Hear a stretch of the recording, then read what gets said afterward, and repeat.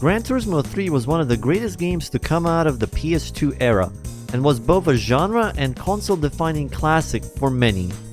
It broke several sales records, being the best-selling exclusive on the PlayStation 2 and the second best-seller on the PS2, only being outsold by GTA San Andreas. But to see how it became this successful, we have to go back.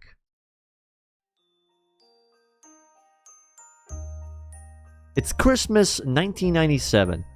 You run downstairs to see what your parents got you, and are amazed to see a brand new PlayStation under the tree. You'd been asking them for weeks to get you one, because a bunch of your friends had already gotten one. So you're already ready to go upstairs and play on your new console. Then you realize there's another present taped to the top of the system. After unwrapping it, you see Gran Turismo, and decide this is the first game you're gonna try on your new PlayStation.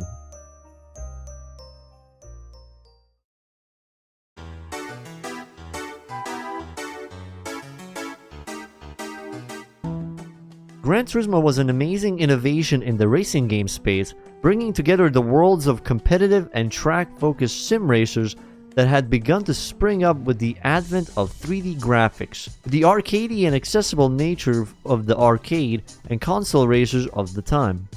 Gran Turismo 1 was a great introduction for the simcade experience, and for millions of people was likely one of the first racing games they played. In 1999, Polyphony Digital doubled down with the series, releasing Gran Turismo 2 just before Christmas. GT2 was more of an expansion to GT1, as it had the same physics and most of the same style and graphics, although the amount of content in the game dramatically increased, going from 140 cars and just 11 tracks to a whopping 650 cars and 27 tracks, giving the player much more to do. After making classic exclusives for half a decade, Sony decided to make a new console and take its star racing game with it.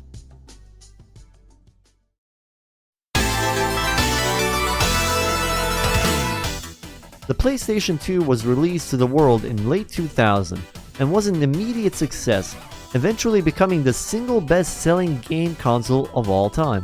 With this success came a large demand for continuation of franchises from the PS1 era, with many popular titles getting sequels following the PS2's launch, like Ridge Racer, NFL Madden, and EA Sports NASCAR. However, Gran Turismo didn't get its proper PS2 debut until a year after the console's release, and Polyphony made good use of their time.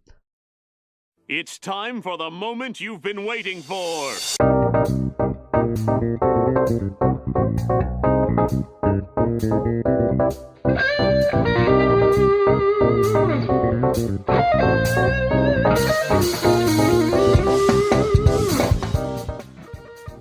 Gran Turismo 3 still followed the format of the original Gran Turismos, being a simcade track racer with the focus being on the aforementioned physics, long and challenging progression, dudes! In the classic Polyphony style. Let's take a look at each of these. When it comes to the physics, they were your standard Gran Turismo affair, being at the time very good simulation of realistic driving, paired with a relatively easy learning curve and the accessibility normally associated with arcade racers.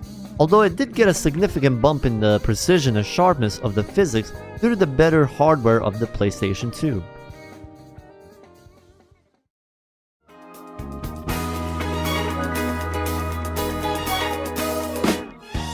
The progression also took a lot after Gran Turismo 2, however there were some major changes. The license test stayed roughly the same, although they cut out the International C license and added a new rally license in, giving the player more experience with the different kinds of events Gran Turismo 3 has to offer. The main progression consists of 5 main groups of events, consisting of the beginner, amateur, professional, rally, and the endurance leagues. These would be the same going forward into Gran Turismo 4 and to a lesser extent Gran Turismo 5. The events generally consisted of 3 to 10 races with some form of restriction placed on either the make, model, or drivetrain of the cars allowed, although some events allowed all cars to race. These events were somewhat challenging, although the game was very good at slowly easing the player into the increasing difficulty of the later events. Although in some spots it did become fairly grindy and repetitive, with some events in the pro and especially endurance leagues taking ages to complete.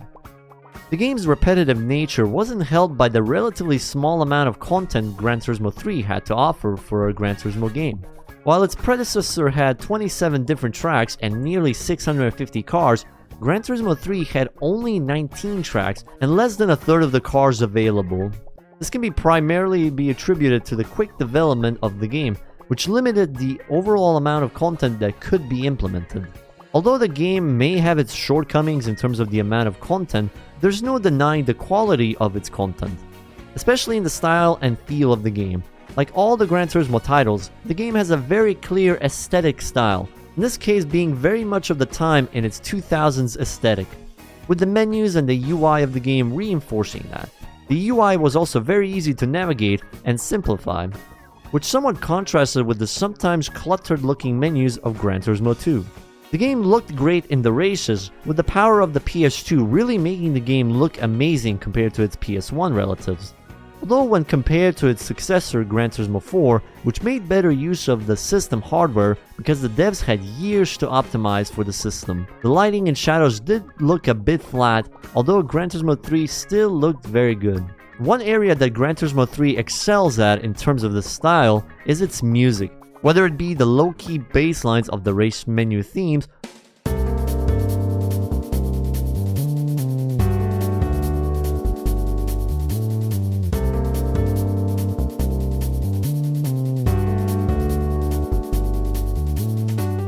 or the groovy rhythms of choosing an event in arcade mode.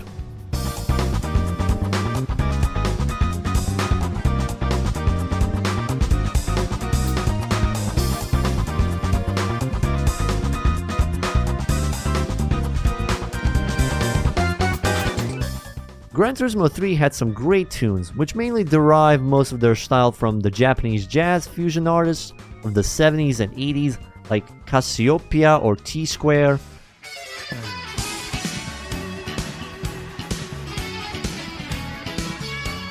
Along with other legendary video game composers like Nintendo's Koji Kondo. The game also had some versions of songs which couldn't be heard through normal gameplay, usually being fuller compositions of in-game songs, like how the track First Attack is a clearer and more energetic sounding rendition of the music that plays in the upgrade shop.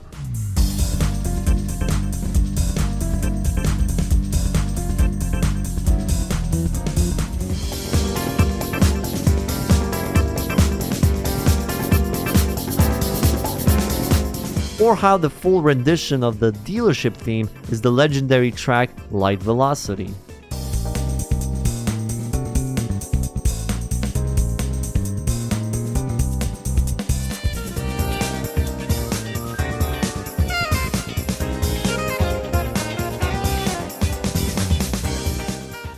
The game also just sounds great in general, from the engine sounds to the sounds of tires squealing under loads of power, and even the menu sound effects, all contributing to the realism and vibe of the game. The style of Gran Turismo 3 truly is a cut above the rest, and is a standout example among the GT series, which itself has had great aesthetics in nearly all of its titles. More games could probably learn from how Gran Turismo 3 made such a vibe back in 2001, while many games now can't manage half as much.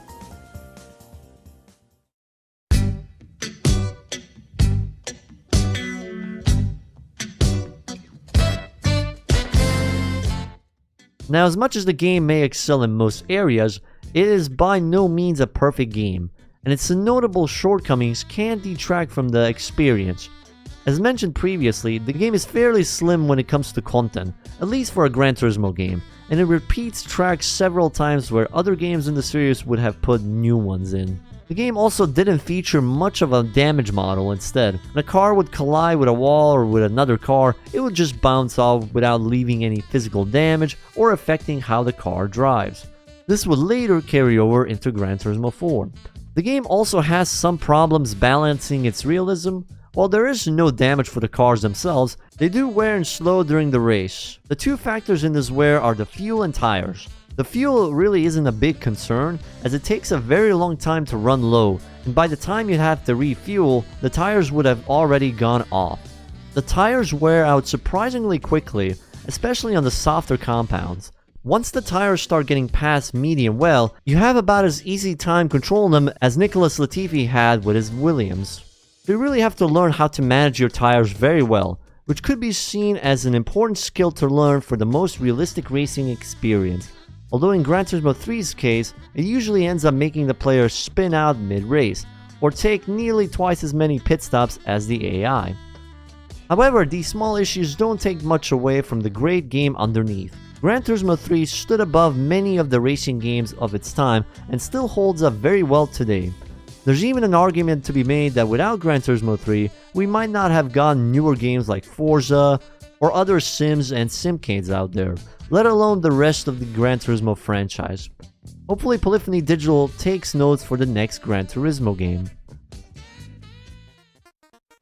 Thank you for watching this video. If you did enjoy it, feel free to check out my Patreon if you want to support this type of content. These videos do take time to make, so any support over on Patreon will make them go a lot quicker.